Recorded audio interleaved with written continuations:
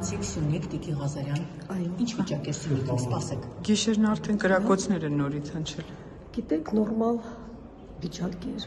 Կրակոցների մասին դուք այսօր եք ասում։ Այո, գիշերը 10:20։ Բայց ասեմ, որ միշտ խոսվել է այդ կրակոցների մասին, մենք հետաքրքրվել ենք, ես ինքս անձամբ նաև պաշտպանության նախարարությունից, կրակոցները ոչ թե մեր կողմի վրա է, մեր գյուղերի վրա, այլ սահմանից այն Հիմա պատուհաններին են կրակել։ Բնակավայրերի վրա։ Տեսեք, ես նորից եմ կրկնում, այսօր չգիտեմ, քանի որ գիշերն եմ եկել Երևան, իրյակ չեմ թվում։ Ուր էի գնացել, Սյունիք որ հատված էի գնացել։ Սյունիքում եղել եք տարբեր տեղ, գնացել ենք Որոտան, եղել ենք Կապան, ինչու եք չի գնացել։ որովհետև շատ հագեցած էր օրակարգը դրա համար, նախնական ունեինք էլ պայմանավորվածություն, ում հետ պետք է հանդիպեինք, դրա համար չեմ հասցրել։ Այսինքն հաստատի կոնկրետ որ կրակում են, որտեղ որ բնակիչները ահազանգում են պատուհաններին կրակում, տեսեք, դրա համար կան համապատասխան օղակներ, մարզպետն է գնում է նաև դրական հասկացա, բայց ես էլ համաձայն եմ ձեզ հետ, բայց ես էլ ունեմ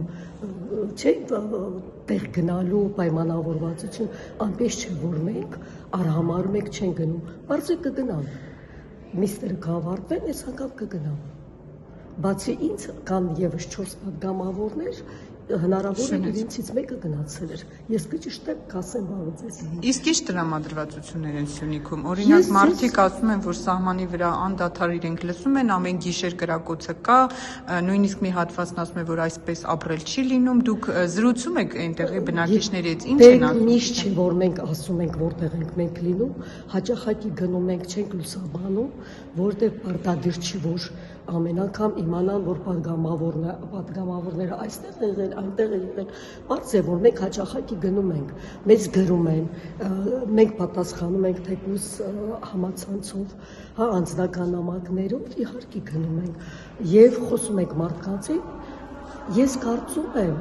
այդքան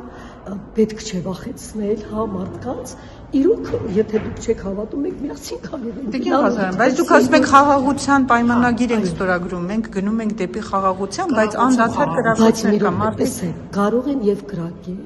բայց ես նորից եմ կրկնում, վնաս չեն հասցրել, չէ՞ մեզ, բայց կրակոցներ են։ Այսինքն Ադրբեջանը պատրաստ է։ Պետք է գնան։ Այո, ամեն ինչ պետք է, բայց մենք առաջարկում է, իշխանությունը խնդրում է արդեն, հա, համաձայնագիրը ստորագրել, բայց մենք հավասար պայմաններում անում ենք։ Ոչ, մենք ասում ենք, մենք պատրաստ ենք այս պահին ստորագրել, բայց իրենք ասում են, ոչ, դուք ձեր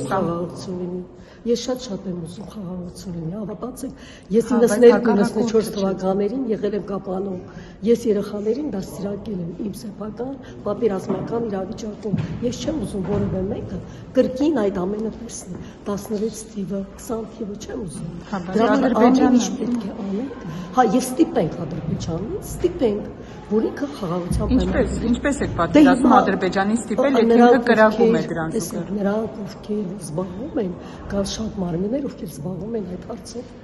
Ես շատ ուզում եմ Ձերթույլտվությամբ մի հարց եմ, Նիկոլ Փաշինյանը պատերազմից հետո իր հրամանով Կովսականից 20 կիլոմետր զորքերը հետ քաշեց, հանձնեց Սյունիքի անվտանգությունը։ Ոնց դուք հանդուրժեցիք դա։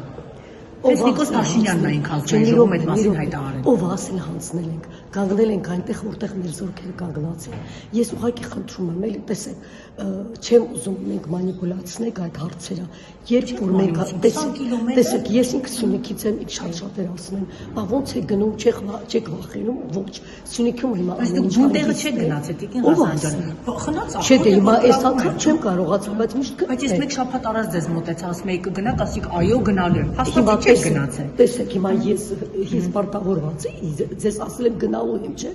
Այդտեղ ես կապվել եմ